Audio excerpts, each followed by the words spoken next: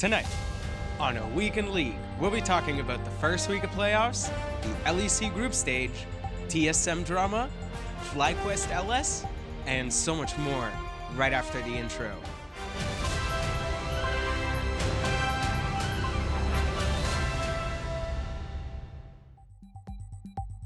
Welcome to A Week in League, where we cover League of Legends esports all around the globe from all four major regions. I'm your host Slomar, and let's just get right into the news. As usual, timestamps and links will be in the description. And while you're down there, don't forget to smash that like and subscribe button. Thanks.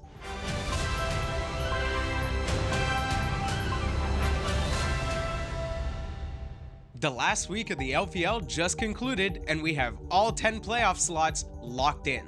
TES, TT, RNG, and WE were the last 4 teams to make it in. And this means the bottom 7 teams in the LPL are gone till next split. It's a little sad to see IG not making it to playoffs after I was really high on them early in the split. Anyways, here are the best players of the last week of the LPL, with Scout grabbing the best player of the week, and EDG's Leave getting the Rookie of the Week award. Scout has had an impressive split, and he also has 17 Man of the Match awards. It's hard to see Scout not winning the MVP award in the LPL, but we'll have to wait for the official announcement. Anyways, time for Game of the Week! And this week, it's OMG versus BLG. What a series that was. The series went all the way to 3 games, and it was a classic OMG banger.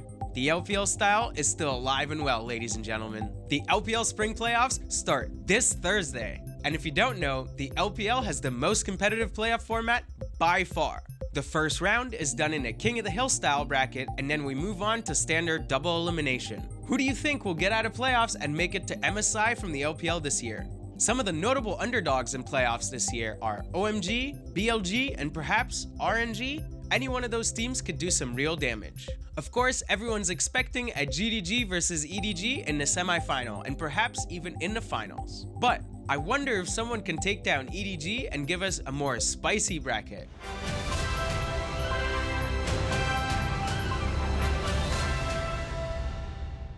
The LCK playoffs are in full swing. With 1 week of playoff games on the board, the games couldn't be more exciting. But before we talk about last week's games, let's talk about the End of Split awards. Keria wins the MVP and the Player of the Split award. And you guessed it, we called it last episode, and the first All-Pro team is just the T1 roster. What a split by T1. Anyways, on to the playoffs. Let's do a quick recap of the first round of the playoff series.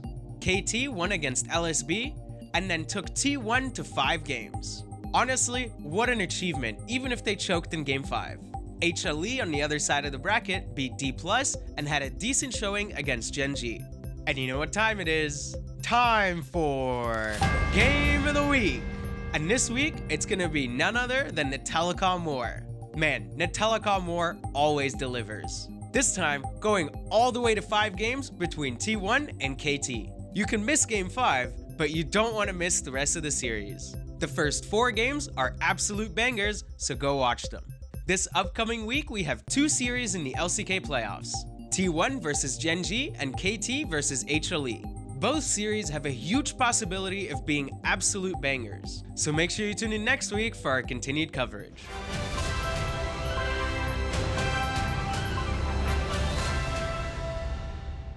The last week of the LEC Spring Split was full of surprises, going from possibly having 2 5-way ties to only having 1 tiebreaker game. Before we get too deep in the LEC segment, let's take a look at the LEC standings. Fnatic stopped losing, and the Sad Lions barely made it into the group stage. Koi still looks off, Excel and Heretics are out, and Vitality, they finally made playoffs. Okay, but hear me out. In this world where Vitality has made playoffs, BDS is at the top of the league, and Astralis is number 2. Man, the LEC is just full of surprises. Almost every game this last week was a banger. And since we're talking about bangers, time for Game of the Week! And this week, it's Vitality versus BDS. I mean, what a game by BDS. Are they a top team for real for real? I honestly can't wait to see what they're gonna do in the group stage. Anyways, the LEC group stage starts next week, so make sure you come back for our continued coverage.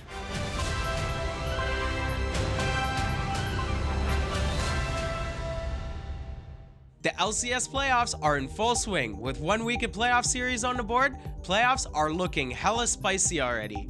In the first round, we had C9 versus CLG and FlyQuest versus 100 Thieves. Both series honestly went as you'd expect. 2 quick wins for FlyQuest and C9. And in the losers bracket, EG got a quick 3-0 against CLG, and Golden Guardians took 100 Thieves to 5 games. And speaking of 5 games, time for Game of the Week! And this week, it's Golden Guardians versus 100 Thieves. And the series goes all the way to 5 games, with both Stixxay and Doublelift putting on some impressive performances. Definitely worth a watch if you ask me. We also have the first team All-Pro from the LCS, but unfortunately it doesn't look like the MVP has been released yet, so stay tuned maybe next week. And speaking of next week, we have 2 series coming up in the LCS playoffs. Cloud9 versus FlyQuest and Golden Guardians versus Evil Geniuses. Both series have a really high chance of being absolute bangers. I even think the Golden Guardians EG series has a high chance of going all the way to 5 games, and maybe, just maybe, Golden Guardians can make a deep run this playoffs. Anyways, make sure you tune in next week for our continued LCS coverage.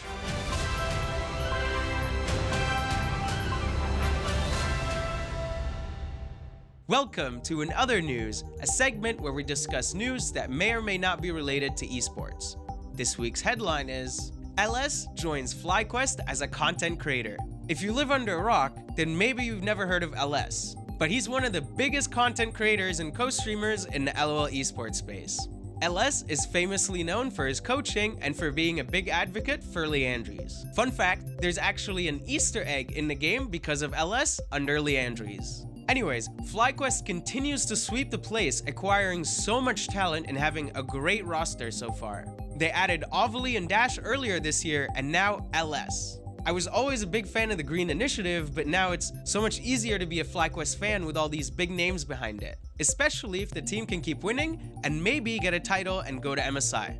We got a couple TSM stories here back to back, so let's get them started.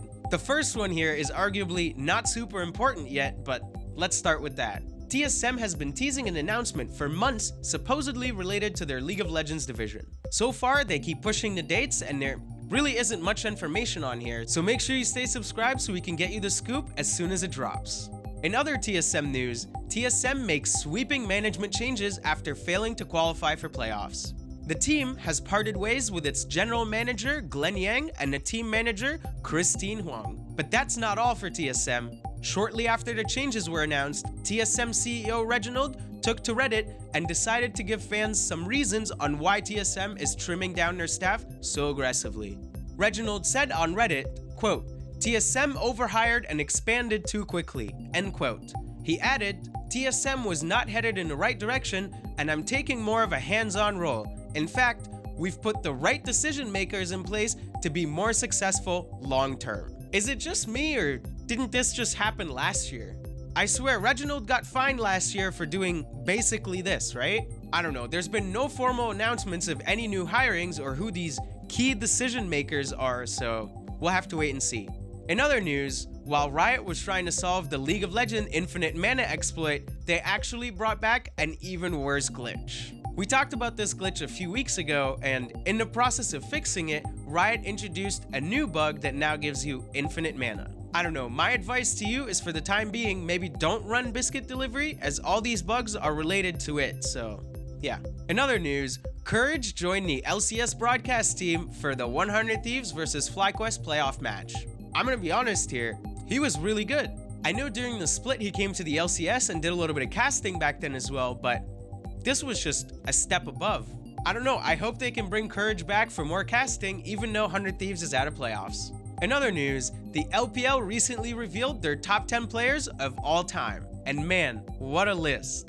Notable LPL legends like Uzi, Clearlove, Rookie, Mako, The Shy, and Doinby are some of the players on the list. I remember a little while ago when the LCS did their 10-year list, and it was fun to go back on history and reminisce on all these legendary players and all their performances.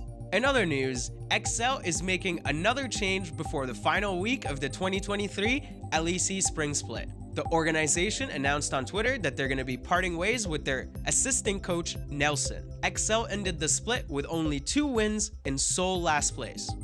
I guess better luck next time. And that's the end of our show for this week. Thank you so much for all the continued support. And I just want to say the behind the scenes video is coming later this week. I got a little busy last week and yeah, it happens. If you're enjoying the show, please consider subscribing. Have a good night and good luck in solo queue.